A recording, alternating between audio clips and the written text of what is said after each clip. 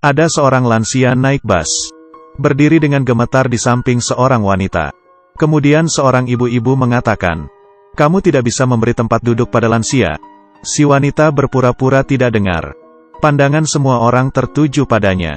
Si lansia berkata, "Tempat duduk ini aku berikan saja ke kamu."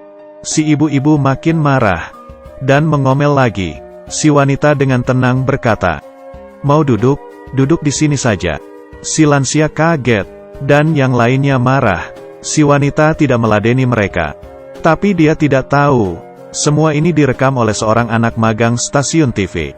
Si wanita tiba ke stasiun tujuannya. Si anak magang mengejarnya. "Mohon tanya, kamu hanya tinggal satu stasiun sudah sampai tujuan, kenapa tidak mengalah?"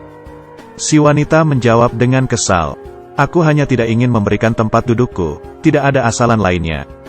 Si anak magang kembali ke stasiun TV, memberikan videonya ke supervisornya. Setelah melihat video itu, supervisornya langsung bersemangat. Ini pasti akan jadi berita populer. Dia segera mengatur orang. Berita utama hari ini. Dan benar, beritanya langsung populer. Di internet langsung ramai. Saat acaranya disiarkan, penghasilan dari SMS yang masuk ke stasiun TV saja sudah mencapai $130.000. Semua rekan kerja memberinya selamat.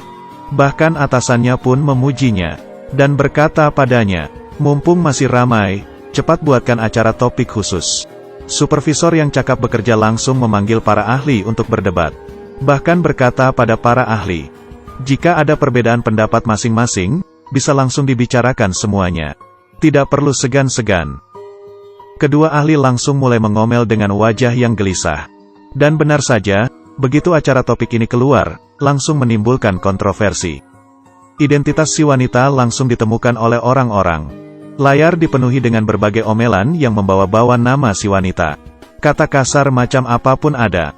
Si wanita panik. Dia adalah sekretaris dari bos perusahaan terkenal. Sebelum kejadian, dia sempat meminta izin libur kepada bosnya dengan tidak wajar. "Kamu sebelumnya tidak pernah izin libur, mari kita bicarakan setelah kamu menyelesaikan masalah ini." Si wanita berkata dengan terbata-bata, "Aku tidak bisa menunggu, aku harus izin sekarang." Bosnya langsung mengerti, ada masalah. Si wanita menjadi lemas dan mulai menangis. Melihatnya sangat kasihan, bosnya jadi makin penasaran. Ternyata si wanita butuh uang. $1 juta. Bosnya tertawa dan menopangnya berdiri. Masalah yang bisa diselesaikan dengan uang, bukanlah masalah sama sekali.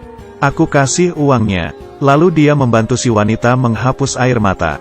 Si wanita menangis terseduh-seduh. Dan langsung memeluk bosnya. Tapi di saat ini, pintu berbunyi. Istri bos datang. Si wanita mengejarnya untuk menjelaskan. Tetapi istri bosnya tidak ingin mendengarnya sama sekali. Dan bosnya menutup pintu diam-diam. Setelah berita keluar keesokan harinya, si wanita menjelaskan kepada bosnya. Kemarin suasana hatinya sedang tidak baik, makanya salah bertingkah di bus. Bosnya bilang tidak masalah, aku mengerti. Aku tetap akan memberikanmu uangnya. Tiba-tiba terpikirkan olehku, kamu tidak pernah menemaniku pergi dinas. Si wanita tidak langsung menyetujui. Dan berkata kepada bosnya, tolong beri aku izin libur 1 minggu. Bosnya menyetujui sembari tertawa. Begitu keluar, si wanita memberikan semua kunci kantor ke sekretaris kedua. Sekretaris kedua berkata di mulut, kamu kan hanya izin, bukannya tidak kembali lagi kan? Tetapi tangannya malah sembunyi-sembunyi menyimpan kuncinya. Si wanita melihatnya, tidak hanya tidak berkata apa-apa. Dia bahkan memberikan kepadanya kartu nama klien yang paling penting. Tetapi yang dia tidak ketahui adalah, setelah dia keluar, sekretaris dua yang baru saja tersenyum ramah kepadanya, mengetik dengan cepat di komputer.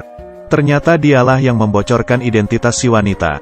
Sekeluarnya dari kantor, si wanita bertemu dengan si anak magang. Berkata bahwa dia ingin minta maaf kepada si lansia. Dan videonya dengan cepat selesai direkam. Si anak magang buru-buru kembali ke stasiun TV mengedit videonya. Melihat hatinya si wanita sedih. Berkata, biar kakakku menemanimu. Kakaknya adalah pacar supervisornya. Dia juga tahu masalah si wanita di bus. Berkata, aku mengerti keadaanmu tidak baik. Aku belakangan ini juga tidak baik, sedang berhutang beberapa $10.000. Tidak disangka si wanita berkata, "Aku bantu kamu kembalikan hutang ini. Aku sewa kamu selama seminggu. Syaratnya hanya satu, kamu tidak boleh bilang ke siapapun tentang masalahku." Orang ini adalah ibu-ibu kaya raya. Bukan orang kaya biasa. Pelayan toko bertanya dia mau jam tangan yang seperti apa. Melihat jam tangannya dipakai satu saja, aku tidak ingin membelinya. Jika dipakai 3 sekaligus, aku sangat ingin membelinya. Penjaga toko langsung membantu si ibu kaya raya membungkus barang dengan girangnya. Tetapi saat bayar, "Bu, kartu kamu diblok." Si ibu kaya raya mengganti kartu yang lain. Diblok juga. Ternyata, beberapa hari yang lalu setelah melihat si bos berpelukan dengan sekretarisnya, dia tidak bisa menahan marah, dan melaporkan ke stasiun TV bahwa si wanita merusak rumah tangga orang lain.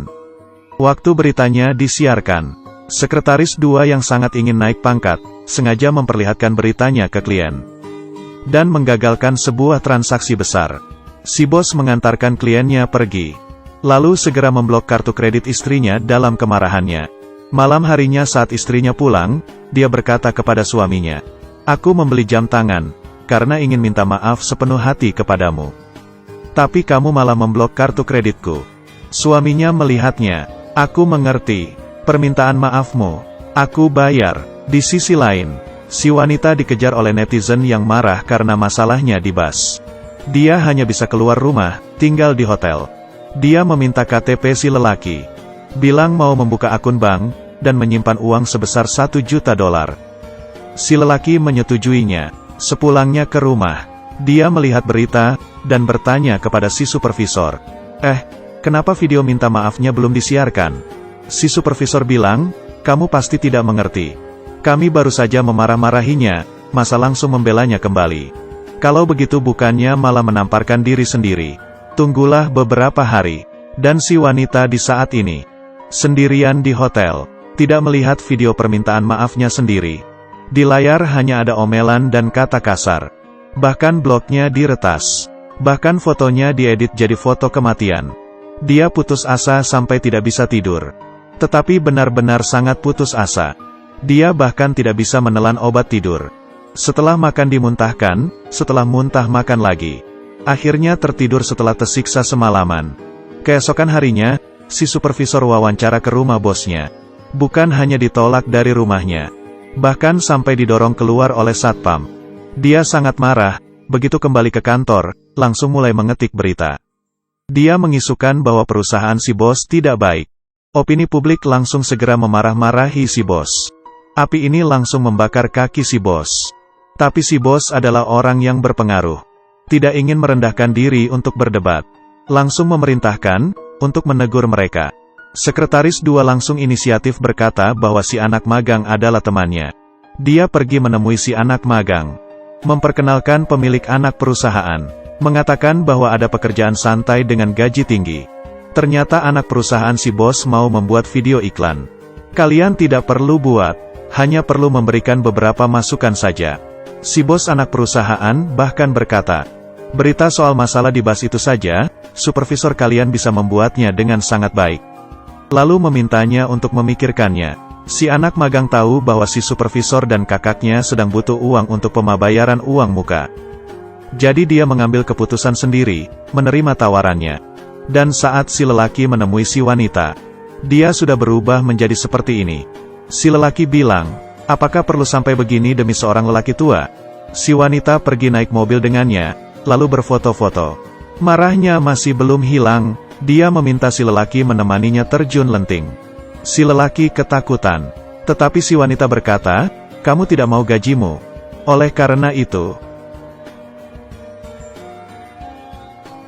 Si wanita akhirnya tertawa. Dia meminta si lelaki membantunya menyewa seorang pengurus rumah tangga. Biar bagaimanapun, kontrak si lelaki hanya 7 hari. Si lelaki segera menemukan orang yang tepat. Tetapi sesuai dengan peraturan, majikan harus mendaftarkan KTP. Dia memanggil si wanita masuk. Tetapi bos pengasuh ini langsung mengenali si wanita. "Kamu wanita yang punya masalah di bus itu kan?" Si wanita berkata, "Kalau iya memang kenapa? Kami tidak mampu melayanimu." Begitu keributan dimulai, di luar langsung dipenuhi oleh orang-orang dan kamera. Si wanita tidak tahan. berkata ingin berbicara berdua dengannya. Bos pengasuh berkata, "Oh, kamu masih ingin ribut?" Tetapi tak disangka, si lelaki malah ketakutan. "Kamu masuk sendiri saja, aku tunggu di luar." Si wanita tertegun. Tidak disangka dia salah menilai orang. Dia masuk dan bertengkar. Detik berikutnya, dia dikejar oleh banyak orang sampai harus kabur. Kamera terus berkedip. Si wanita menyuruh si lelaki untuk cepat-cepat kabur. Tapi saat si lelaki masih bengong-bengong, sudah terlambat. Mereka berdua difoto. Si wanita menyewa si lelaki untuk menjadi pelindungnya selama 7 hari. Tetapi si lelaki terlalu penakut. Si wanita memberinya uang lalu mengusirnya. "Kamu seorang yang pengecut." Si lelaki masih tahu malu. Jadi hanya mengambil uang untuk 6 hari. Berkata dengan sedih, "Kamu benar-benar menyakitiku." Tidak disangka si wanita menghampirinya, memasukkan uangnya, kompensasi mental. Si lelaki berkata, dia tidak tenang meninggalkan wanita gila ini. Sebenarnya, dia mulai suka si wanita. Dia berkata ingin melindunginya sehari lagi. Si wanita berkata, "Baiklah. Besok kita pergi menginap ke pinggiran kota." Tetapi saat ini, foto mereka berdua sudah menyebar di internet. Langsung menimbulkan kegemparan. Setelah melihatnya, supervisor segera menelepon dan bertanya. Si lelaki panik, dan berteriak marah-marah. "Semuanya karena kamu, aku terjun ke sungai juga tidak akan jadi bersih lagi." Tetapi si wanita hanya berkata, "Jangan mengamuk padaku." Si lelaki marah, berkata, "Kamu penyakitan ya?" Tetapi baru saja dia berkata-kata, si wanita langsung dengan sangat sedih berkata, "Aku memang penyakitan. Kanker limfoma tingkat akhir. Kamu puas?" Ternyata, di pagi itu, dia divonis kanker limfoma tingkat akhir. Dokter berkata, 7 hari lagi bisa mulai rawat inap.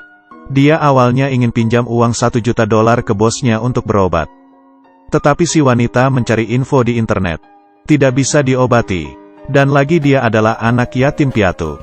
Dalam kepanikan dan frustrasi tanpa yang mendampingi. Naik ke bus dengan pikiran yang kebingungan. Saat-saat terakhir dalam kehidupannya, dia yang selalu menjadi anak, siswa, dan karyawan yang baik. Hanya ingin memberontak sekali saja. Makanya dia melakukan hal tersebut. Siapa yang tahu, malah perlahan-lahan menjadi kekerasan dunia maya yang luar biasa. Dia melempar hasil pemeriksaannya ke muka si lelaki. Si lelaki baru menyadari apa yang telah dilakukan dirinya. Dia menelepon si supervisor, tidak menjelaskan apapun. Hanya berkata, dia akan menemani si wanita sehari lagi. Bahkan menemani si wanita rawat inap. Sebelum masuk ke ruang pemeriksaan, si wanita berkata, "Aku pergi dulu ya." Begitu si lelaki menyadari ada yang tak beres, dia langsung masuk ke ruang pemeriksaan. Tidak ada orang. Setelah polisi datang dia baru tahu, si wanita sudah bunuh diri. Setelah kejadian ini, semua orang menyesal. Si bos menyesal, tidak lebih memperhatikan bawahannya. Si lelaki menyesal, tidak seharusnya tidak bisa membedakan yang baik dan salah. Si anak magang menyesal, tidak bersikeras agar video permintaan maaf si wanita disiarkan. Rekan kerjanya juga menyesal, tidak seharusnya menggosipinya mengikuti keramaian. Oleh karena itu, supervisor yang membocorkan nama si wanita menerima potongan biaya dari video iklan anak perusahaan.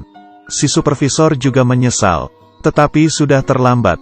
Dia dipecat, kehilangan pekerjaan dan kekasih. Apakah ada yang menyadari? Sebenarnya tidak semua orang menyesal. Memang benar, video yang diedit oleh si supervisor adalah dalang utamanya. Tetapi yang benar-benar membuat si wanita putus asa adalah mereka. Aku tidak tahu apakah mereka menyesal. Tapi aku dapat menebak, mereka mungkin sudah lupa akan hal ini. Mereka mungkin sudah mulai pergi ke masalah lainnya. Tidak sabar untuk melanjutkan, membela keadilan, lagi. Akhir cerita. Si lelaki menggunakan nama si wanita, menyebarkan ingatan tentang 7 hari di akhir kehidupannya. Aku ingin melewati setiap jamnya dengan sebaik-baiknya. Setiap menit, setiap detik, dia ingin senyuman manis si wanita menegur semua orang. Jangan sampai suara halayak ramai melebihi kekuatan dari kebenaran. Jangan membiarkan isu yang beredar menginjak-injak kebenaran yang datang terlambat. Tapi aku merasa tindakannya sia-sia. Karena dalam gelombang celaan yang ramai, Tidak akan ada yang mendengar catatan kecil ini. Lagi pula kita tahu, kenyataan tidak bisa menghindari hal nyata ini. Kamu lihat sekarang, selain orang gila, siapa lagi yang jujur? Baiklah, cerita selesai. Kalau kamu suka cerita ini, jangan lupa like-nya ya. Kita berjumpa lagi lain waktu.